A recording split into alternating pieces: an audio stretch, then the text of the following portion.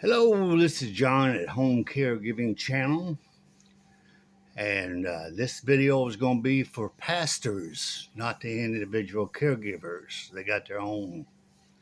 All right, pastors, this is how to help you out a little bit on this videos.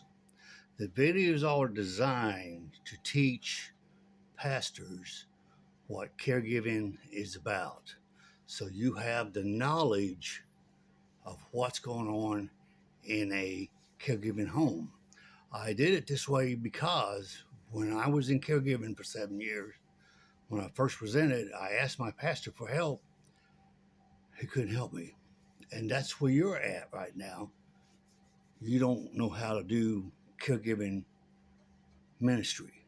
So this hopefully helps you get into it. So what I suggest would be to watch all of these videos backwards, starting with the 2KR, $2,000 rule, all the way back. Maybe watch this video first. But basically, what's coming down on this is I have a pitch that once you've seen all of these videos, then I will send wherever I'm making a deal with the pitch. And what the pitch does, it tells you how to set up this caregiving in your church. And basically what it is it's two volunteers. Well, actually, first, before I get ahead of myself, it's you, pastor, going to hospice, taking that book to hospice and going through this book with them so they see value in it. That book can bring tens of thousands of dollars into their much needed budget. And it also shows and helps them to do certain things. So once you get the agreement with hospice, then they give you a place to go. You need to go into that home, do the same way you did hospice to the home, to the caregiver. But while you're in that home, ask go to the bathroom or something, but look around and see if they're smoking, see if they're drinking, see if they're doing drugs, paraphernalia around. If you find anything like that, or he's really abusive in nature, then give him the book and walk out.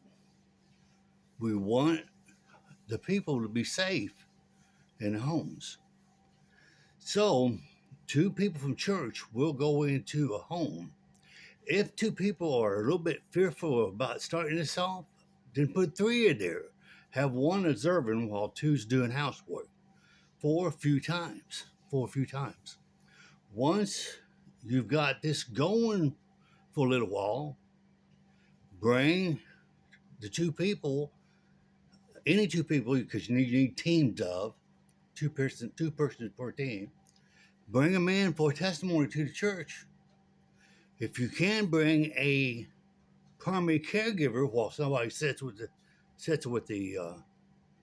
care person, and let them give a testimony on what the church is doing for them. That'll bring you more teams. The more teams you got, the more people you can bring into your church. If you look at the latest poll on churches are 50 to 60% down right now because of the pandemic and other things. This program builds the church right back up. It does. And I know God is in this because God has changed me through this. I'd be, whoa. I don't know. I don't know if I can really tell you everything, but wow. I mean, tell you, it's been, God, thank you. God is really in this. He wants to build his church up. He wants the church to go to the hospice home, do the housework. Why the housework? When I was in my caregiving experience for 7 years, once I got to hospice, I was so wiped out. I couldn't do another day. And yet, every day, I still had to get up and do and do and do the same thing every day. But first thing I had to do is get up out of bed. And believe me, that was hard to do because I was exhausted by the time I got to hospice. Then what's the first thing we do? We go to the bathroom. Then I look around the bathroom. Boy, this bathroom's nasty. Then I'd walk into the bedroom to get dressed. Oh my gosh, there's 2 loads of underwear and stuff. There's 2 or 3 loads of towels and washcloths. I'd walk into the kitchen. Oh my God, look at that trash. It stinks. It needs to be out a long time ago. Look how dirty this floor is. God, look at the sink, man. There's 2 or 3 loads of sink right there. And before I got to the living room, I'd set the tone for the rest of the day in caregiving. And that day was really long. I'm talking from 4 a.m. to midnight was my normal time for what I did. I had under 4 hours of sleep a night, more like two. So housework is impossible for a well-spent, crushed caregiver. You go in, and caregiving is easy for us. Come on, man. Caregiving is easy for us. We go in there with 2. See, in my experience, I screamed out to God in my living room, "Where are you?" Because I didn't see him. 10 years later, I'm 10 years out. I know he was there every day. I know he was there every day. People were praying and everything else. But with these 2 people doing housework, prayers for them. Hey, can I pray for you? Pray for them. You come in and start to clear the house. There's an opportunity right there for pastor. Excuse me. There's an opportunity right there. I would say, pastor, average is 9 months. 3 months into it, I would go back to the house. How's my people doing? You know how to do it. They're just doing housework. But there's no opportunity. For a witness. You know what I'm saying? Deathbed. It can come. Salvation can come to deathbed. It sure can. There's 3 people in the house doing caregiving, doing hospice 24/7. So there's opportunity, And then around 6, 7 months, pastor, I think I'd go back in to that home and tell the caregiver and ask him or her,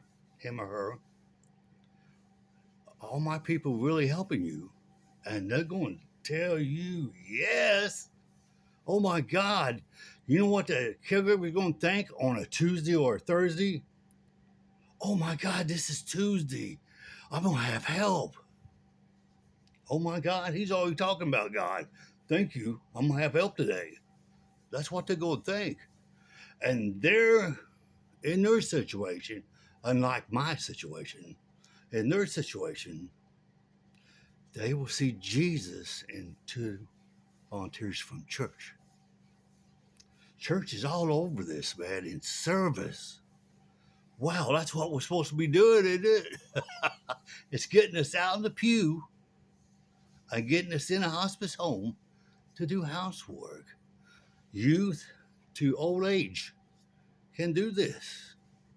And you're going to find the people, your people, before the first set is done, you're going to find them on fire for God. On fire for God. I've set up parameters, numbers, a mega church going to do faster than a 50-person church. But they weren't very much. I mean, like 30 teams for a mega, right? Maybe 3 teams for 50 every 2 years. Every 2 years. There's 5 sets of 2 years. And if 358,000 churches do this, then the huge number of 281 possibilities, fertile ground for the church today. It's popping off. It's popping off right now. I've got 100 churches raising $2,000 a church. And what I will do, I'll direct this person to direct their pastors to them videos, watch them so you know what's going on. Then I will release the pitch. The pitch can be played on your TV in church. It's a 22-minute pitch, and it keeps your attention, and it teaches everyone what the ministry is about. I pray, this is my prayer, that your church grows, that your people get on fire for God, that they do a lot more than what I thought. Oh, I feel God. Ooh, I feel God. They get on fire, get out of that church and go do in hospice home simple housework. And you, pastor, really don't have to do anything, for God has led me for you to just do it and go. It's all been worked out to the last detail. If you have a question, go through your how this came to you. They'll get a hold of me, and I'll answer any question. You know what I'm saying? So I'll answer any question. My business email is A as Agape. It's Agape59 at Yahoo. It's A as Apple, G as Go, A as Apple, P as in Paul, E as in Echo, S as in Sam at Hotmail. No, 59 at Hot. No. I'm sorry. I'm looking at time. I'm about to run out. It's Agapes59 at Yahoo. That's what I'm trying to say. But this thing is beautiful. It's beautiful. And I'm praying for your church and your denomination that we can do so much. I'm going to do giveaways. I'm going to give away hospital beds. I'm going to give away power chairs, wheelchairs. I'm going to give away 6 months for over-the-counter supplies, $2,000 in cash, because everybody's broke in caregiving. I'm going to give away. So please give as you can till we can make this happen. I can get this going. And we can see what God will do. In my life, when I ask for a prayer, when God answers it, He gave me more. And I'm asking for the church to change. I'm asking for a spiritual awakening. I'm asking for a world spiritual awakening. And I'm asking God for more. But that's what it is. Send me an email if you have a question. All right, you can do that too. Send me an email if you have a question. I really know this ministry. I've lived it for 10 years. It's taken me 10 years to get to this point. And wow, beautiful, humbling experience with God. God bless you. My time's out. Take care. And may God richly bless you. Bye-bye.